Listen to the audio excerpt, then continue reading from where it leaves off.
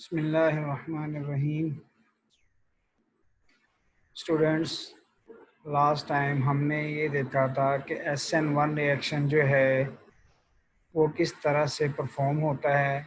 फिर हमने उसके मैकेनिज़्म के ऊपर भी बात की थी कि किस तरह से जो है उसका मैकेनिज़्म प्रोसीड होता है।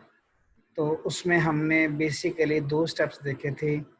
जो पहला स्टेप था वो था आयनाइजेशन स्टेप था। उसमें अगर हम अल्काइल हैलाइड की बात करते हैं तो अल्काइल हैलाइड जो है वो आयनाइज होता है, लिविंग ग्रुप लीव कर जाता है और फिर सेकंड स्टेप में न्यूक्लियोफिलिक अटैक होता है और हमारे पास जो टारगेट मॉलिक्यूल है वो सिंथेसाइज हो जाता है या प्रोडक्ट सिंथेसाइज हो जाती है। आज हम बात करेंगे factors that affect the SN1 reactions. वो फैक्टर्स जो कि SN1 रिएक्शन को जो है अफेक्ट करते हैं उसको हम जो है वो आज डिटेल में स्टडी करेंगे। The leaving group in an SN1 reaction. तो सबसे पहले जो है वो क्या है कि लिविंग ग्रुप जो है वो किस तरह से जो है वो SN1 रिएक्शन को अफेक्ट करता है। Because the rate determining step of an SN1 reaction is the formation of carbocation. चूँकि हमें पता है कि अगर हम इसके मैकेनिज़्म को देखते हैं तो SN1 रिएक्शन में जो सबसे पहला स्टेप होता है वो क्या होता है, आयोनाइजेशन होना। ठीक है, और जब आयोनाइजेशन हो जाती है, लिविंग ग्रुप जो है वो लीव कर जाता है तो कार्बोकेटाइन फॉर्मेशन होती है। कार्बोकेटाइन फॉर्मेशन जब हो जाती है तो फिर जो है वो उसके ऊपर क्या करता है, न्यूक्लियोफिलिक अटैक करता है, न्यूक्लियोफाइल अटैक करता है। Two factors that affect the rate of the reaction. हमारे पास 2 फैक्टर्स हैं जो कि SN1 रिएक्शंस को क्या करते हैं, अफेक्ट करते हैं। उसमें सबसे पहला ये है the ease with which leaving group dissociate. सबसे पहली बात जो वो कर रहा है कि वो लिविंग ग्रुप की फिजिबिलिटी के ऊपर देखेगा या रिमूवेबिलिटी के ऊपर देखेगा कि अगर हमारे पास लिविंग ग्रुप जो है वो गुड लिविंग ग्रुप है तो क्या होगा कि रिएक्शन जो है वो आसानी से परफॉर्म हो जाएगा। वो कैसे कि जब leaving group good leaving group होगा यानी कि आसानी से निकल जाने वाला होगा तो कार्बोकेटाइन फॉर्मेशन क्या हो जाएगी, आसान हो जाएगी और फास्ट हो जाएगी। और जब कार्बोकेटाइन फॉर्मेशन जो है वो जल्दी हो जाएगी या फास्टर हो जाएगी तो फिर उसी तरह और न्यूक्लियोफाइल क्या करता है, उसके ऊपर अटैक करके प्रोडक्ट जो है वो सिंथेसाइज कर देता है। दूसरे केस में अगर हमारे पास एक रिएक्शन में जो लिविंग ग्रुप है वो पुअर लिविंग ग्रुप है, ठीक है, पुअर लिविंग ग्रुप से मुराद ये है कि वो आसानी से जो कार्बन है उसके साथ जो है वो डीटैच नहीं होता। तो जब डीटैच नहीं होगा, ठीक है, तो कार्बन जो है वो कार्बोकेटाइन फॉर्मेशन नहीं करेगी, कार्बन जो है उसके ऊपर पॉजिटिव चार्ज नहीं आएगा। जब कार्बोकेटाइन फॉर्मेशन नहीं होगी तो फिर न्यूक्लियोफाइल जो है वो ऑलरेडी उसके ऊपर अटैक नहीं कर रहा तो वो इस केस में भी क्या करेगा, उसके ऊपर अटैक नहीं कर सकता। तो इसका मतलब ये है कि हमारे पास जो लिविंग ग्रुप होना चाहिए वो क्या होना चाहिए, वो एक गुड लिविंग ग्रुप होना चाहिए। तो अब हम इसको देखते हैं कि ये SN1 रिएक्शन को किस तरह से इफेक्ट करता है। तो लास्ट टाइम भी हमने SN2 रिएक्शन में भी यही बात की थी कि रिएक्शन की फिजिबिलिटी यही बताती है कि अगर हमारे पास लिविंग ग्रुप जो है वो गुड है, मतलब अच्छा लिविंग ग्रुप है, आसानी से रिमूव हो जाने वाला है, तो रिएक्शन की फिजिबिलिटी क्या हो जाती है, मैक्सिमम हो जाती है। अगर हमारे पास जो लिविंग ग्रुप है वो पुअर लिविंग ग्रुप है तो रिएक्शन की फिजिबिलिटी भी क्या हो जाती है, कम हो जाती है, यानी कि वो रिएक्शन जो है वो आसानी से परफॉर्म नहीं हो पाता। ठीक है। दूसरा फैक्टर जो है the stability of the carbocation that is form. दूसरा फैक्टर जो यहाँ पर हम डिस्कस करेंगे उसमें ये है कि कार्बोकेटाइन फॉर्मेशन जो है, जब कार्बन के ऊपर पॉजिटिव चार्ज आ जाता है तो वो कितना ज़्यादा स्टेबलाइज है, इसके ऊपर भी जो है वो इफेक्ट करता है। तो हम सबसे पहले देखते हैं कि अगर हम प्राइमरी अल्काइल हैलाइड की बात करते हैं तो प्राइमरी अल्काइल हैलाइड में क्या होता है कि वो कार्बन जो लिविंग ग्रुप के साथ अटैच है वो अगर फर्दर सिर्फ एक कार्बन के साथ अटैच है तो वो प्राइमरी है। तो प्राइमरी कार्बोकेटाइन जो होता है वो लेस स्टेबल होता है। क्यों? क्योंकि उसके साथ एक ही अल्काइल ग्रुप जो है वो क्या होता है, अटैच होता है। ठीक है, और अल्काइल ग्रुप जो है हम जानते हैं कि इसमें इलेक्ट्रॉन डोनेटिंग इफेक्ट होता है, तो इस वजह से जो उसके ऊपर पॉजिटिव चार्ज आता है कार्बन के ऊपर, तो इसका मतलब ये है कि उसमें इलेक्ट्रॉन की कमी हो गई है। अब इलेक्ट्रॉन की डेफिशिएंसी को पूरा करने के लिए प्राइमरी कार्बोकेटाइन में एक अल्काइल ग्रुप है, सेकेंडरी कार्बोकेटाइन में जो है वो दो अल्काइल ग्रुप अटैच हैं, और टर्शरी कार्बोकेटाइन में क्या होते हैं, तीन अल्काइल ग्रुप अटैच होते हैं। तो इसका मतलब ये है कि टर्शरी कार्बोकेटाइन में more electron donating group attach हैं, जिसकी वजह से उसकी जो इलेक्ट्रॉन डेफिशिएंसी है उसको क्या करते हैं, पूरा करने की कोशिश करते हैं। ठीक है, तो जब इलेक्ट्रॉन की डेफिशिएंसी पूरी होने लगती है तो इसका मतलब ये है कि वो फिर कैटाइन जो है वो क्या हो जाता है, स्टेबलाइज हो जाता है। इसका मतलब ये है कि फिर टर्शरी कार्बोकेटाइन जो होता है ये मोस्ट स्टेबलाइज्ड होता है as compare to the secondary carbocation और प्राइमरी कार्बोकेटाइन। ठीक है, इसी तरह अगर हम सेकेंडरी कार्बोकेटाइन की बात करें तो सेकेंडरी में चूंकि दो अल्काइल ग्रुप अटैच होते हैं, इसलिए सेकेंडरी कार्बोकेटाइन जो होता है वो मोर स्टेबलाइज होता है as compare to primary carbocation. As an SN2 reaction, there is a direct relation between a basicity and a living propensity in an SN1 reaction. SN2 reaction में वो कहता है कि डायरेक्ट रिलेशन होता है किसके साथ, बेसिसिटी का, किसके साथ, लिविंग प्रोपेंसिटी। प्रोपेंसिटी कहते हैं टेंडेंसिटी को। ठीक है, तो जिस तरह SN2 में हमने देखा था कि एक स्ट्रॉन्ग बेस जो होता है वो एक पुअर लिविंग ग्रुप होता है, उसमें वो आसानी से लीव नहीं कर पाता। ठीक है, क्यों? देखिए, हमने SN2 रिएक्शन में डिटेल में पढ़ा था कि एक जो स्ट्रॉन्ग बेस होगा वो एक स्ट्रॉन्ग न्यूक्लियोफाइल होगा, और जो स्ट्रॉन्ग न्यूक्लियोफाइल होगा उसकी लिविंग प्रोपेंसिटी क्या होगी, सबसे कम होगी। इसी तरह से जो वीक बेस होगा वो वीक न्यूक्लियोफाइल होगा, और जो वीक न्यूक्लियोफाइल होगा वो उसी तरह से क्या होगा, गुड लिविंग ग्रुप होगा। ठीक है, तो अगर हम चाहते हैं कि हमारे पास लिविंग ग्रुप अच्छा होना चाहिए तो हम कहते हैं कि फिर वो क्या हो, वीक बेस हो या वीक न्यूक्लियोफाइल हो।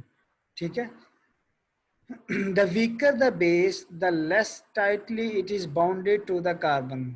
जितना बेस जो है वो वीकर होता चला जाएगा उतना ही उसका कार्बन के साथ जो बॉन्ड है वो लेस टाइटली होता चला जाएगा, और जितनी स्ट्रेंथ ऑफ बेसिसिटी बढ़ती जाएगी उतनी ही जो बॉन्ड स्ट्रेंथ है कार्बन के साथ वो क्या होती जाएगी, टाइट होती चली जाएगी।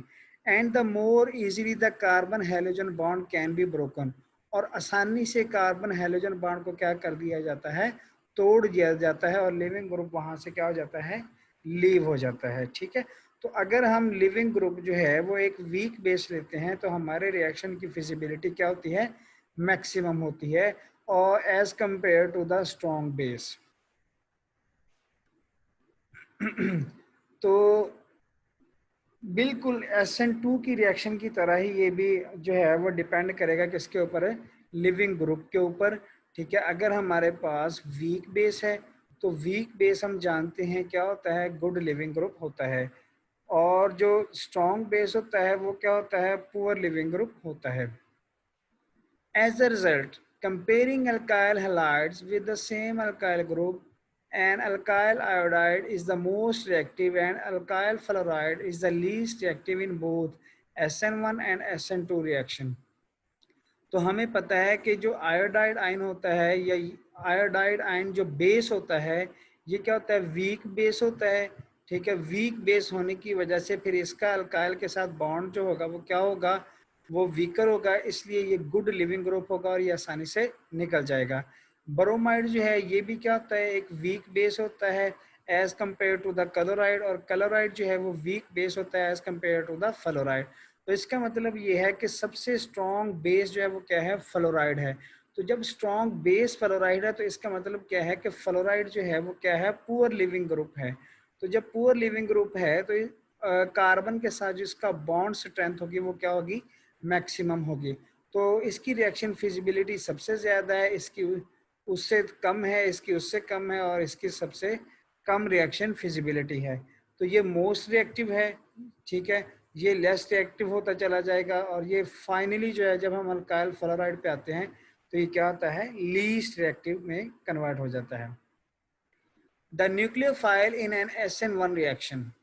Because the nucleophile does not participate in an SN1 reaction until after the rate determining step, the reactivity of the nucleophile has no effect on the rate of an SN1 reaction. तो हमने ये पढ़ा है कि rate of reaction जो है वो depend करता है किसके ऊपर, स्लो स्टेप के ऊपर। और स्लो स्टेप कौन सा होता है, आयनाइजेशन होता है। और आयनाइजेशन में सिर्फ और सिर्फ अल्काइल हैलाइड पार्टिसिपेट करता है, न्यूक्लियोफाइल पार्टिसिपेट नहीं करता।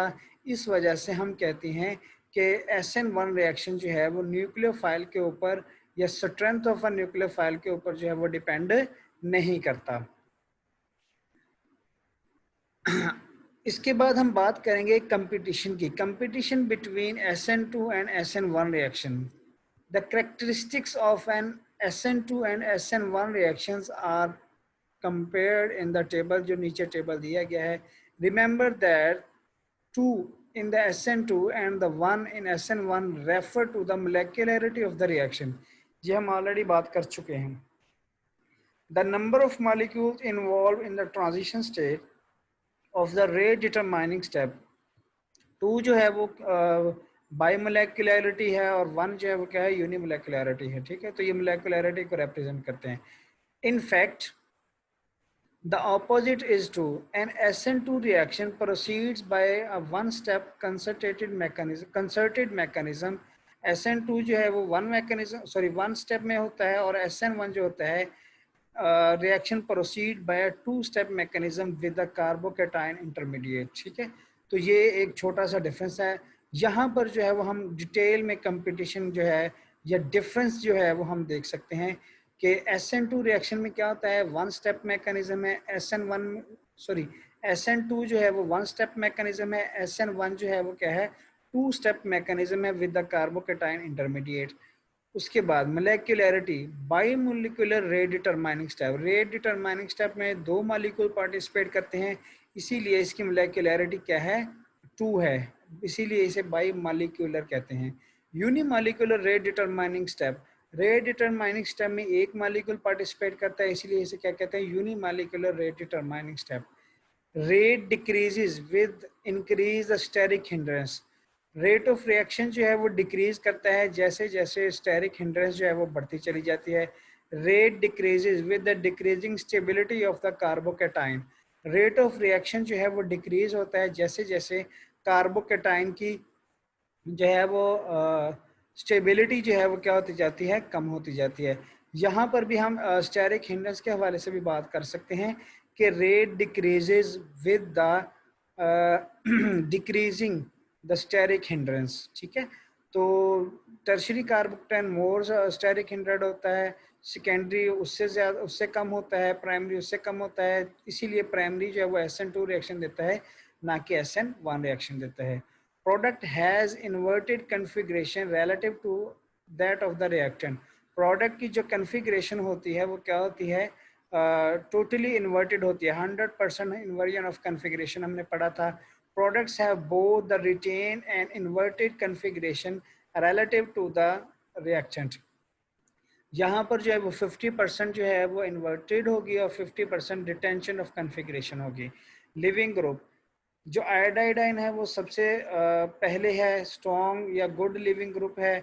बोरोमाइन फिर उससे ज़्यादा है, क्लोराइड उससे ज़्यादा। और या अगर हम बात करें लिविंग ग्रुप की, तो आयोडाइड जो है वो सबसे अच्छा लिविंग ग्रुप है, ठीक है, गुड लिविंग ग्रुप है। तो यहाँ पर अगर हम बात करें तो यहाँ पर भी जो है वो आयोडाइड आयन जो है वो क्या है, गुड लिविंग ग्रुप है। फिर उसके बाद बोरोमीन है, फिर उसके बाद क्लोरीन है, और सबसे एंड पे फ्लोराइड आयन है। Alkyl halide reactants, methyl primary secondary, the better nucleophile. Primary और सेकेंडरी अल्काइल हैलाइड जो है वो SN2 रिएक्शन देते हैं। अल्काइल हैलाइड रिएक्टेंट्स सिर्फ और सिर्फ टर्शरी अल्काइल हैलाइड जो है वो क्या देते हैं, SN1 रिएक्शन देते हैं। The better the nucleophile the fast the rate of the reaction. Nucleophile अच्छा होगा, ठीक है, गुड होगा, स्ट्रॉन्ग होगा, तो रेट ऑफ रिएक्शन क्या होता है, इंक्रीज होता है। The strength of the nucleophile does not affect the rate of reaction. लेकिन इस केस में रेट ऑफ रिएक्शन जो है वो न्यूक्लियोफाइल के ऊपर डिपेंड नहीं करता, because an alkyl halide can potentially undergo both SN2 and SN1 reaction simultaneously. The rate law for the reaction of an alkyl halide with the nucleophile is given by the sum of the rate laws for SN2 and SN1 reaction. तो rate law जो है वो हम इस तरह से बता सकते हैं कि अल्काइल हैलाइड ये है SN2 का और ये है SN1 रिएक्शन का। The rate constant have been given subscripts that indicate the reaction order. तो ये जो है वो क्या करते हैं, जो रेट कांस्टेंट दिए गए हैं यहाँ पर, वो इसके नीचे जो 2 लिखा हुआ है ये उसकी मोलेकुलरिटी या ऑर्डर ऑफ रिएक्शन को रिप्रेजेंट करते हैं। ये सेकंड ऑर्डर है चूंकि ये SN2 का है, और ये फर्स्ट ऑर्डर है चूंकि ये SN1 रिएक्शन का है। The rate law allows us to determine whether an SN2 reaction और an SN1 reaction is more likely for a given alkyl halide. तो यहाँ पर हमें पता चलता है, रेट लॉ हमें बता सकता है कि कौन सा अल्काइल हैलाइड जो है वो कौन सा रिएक्शन मैकेनिज्म फॉलो करेगा।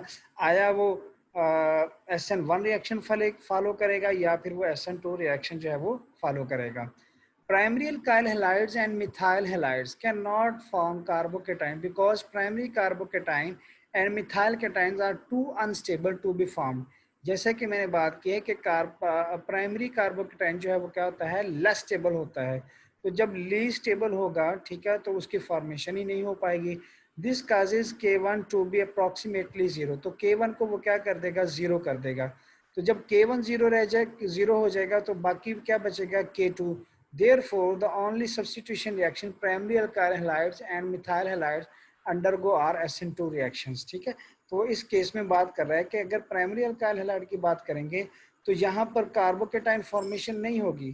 तो यहाँ पर क्या होगा, जीरो हो जाएगा। जीरो के को क्या कर देगा, K1 को क्या कर देगा, ये सारा फैक्टर जीरो के बराबर हो जाएगा, और बाकी क्या बचेगा, ये चीज बचेगी। तो फिर प्राइमरी अल्काइल हैलाइड जो है वो इसको फॉलो करेंगे। Secondary carbocations are somewhat more stable than primary carbocation, but not sufficiently more stable to make up for the large concentration of the nucleophile in a solvolysis reaction। कहते हैं कि secondary carbocation जो है वो stable तो होता है किससे, प्राइमरी कार्बोकेटाइन से, लेकिन इतना स्टेबल नहीं होता कि वो क्या कर सके कि वो SN1 रिएक्शन जो है वो क्या कर सके, परफॉर्म कर सके। Therefore the only substitution reaction secondary alkyl halides undergo are SN2 reaction. तो इसी वजह से जो सेकेंडरी अल्काइल हैलाइड है या सेकेंडरी कार्बोकेटाइन जो है वो चूंकि लेस स्टेबल होता है, तो इस वजह से वो कौन सा रिएक्शन देता है, SN2। Steric hindrance prevent tertiary alkyl halides from undergoing SN2 reaction. Steric hindrance की वजह से SN2 रिएक्शन परफॉर्म नहीं हो पाता। This causes K2 to be close to zero. तो ये K2 को क्या कर देगा, जीरो कर देगा। Therefore the only substitution reaction tertiary alkyl halides undergo are SN1 reaction. तो फिर टर्शियरी अल्काइल हैलाइड जो है वो कौन सा रिएक्शन देगा, SN1 रिएक्शन देगा। Therefore, it is easy to tell whether an alkyl halide will undergo an SN2 reaction or SN1 reaction. Just look at its structure. If the alkyl halide is a methyl halide or primary or secondary alkyl halide, it will undergo SN2 reaction. If it is tertiary alkyl halide, it will go SN1 reaction. ठीक है, तो हमने बात की है यहाँ पर कि सिर्फ आप उसका स्ट्रक्चर देखें। अगर वो प्राइमरी और सेकेंडरी अल्काइल हैलाइड है तो हम फॉलो करवाएंगे कौन सा, SN2 रिएक्शन, SN2 मैकेनिज्म। अगर वो टर्शियरी अल्काइल हैलाइड है तो हम जो है वो कौन सा मैकेनिज्म फॉलो करवाते हैं, SN1 रिएक्शन मैकेनिज्म जो है वो फॉलो करवाते हैं। उम्मीद है आज का लेक्चर आपको समझ आया होगा। ठीक है, नेक्स्ट लेक्चर में हम इंशाल्लाह नेक्स्ट टॉपिक पे बात करेंगे। तब तक के लिए अल्लाह हाफिज़।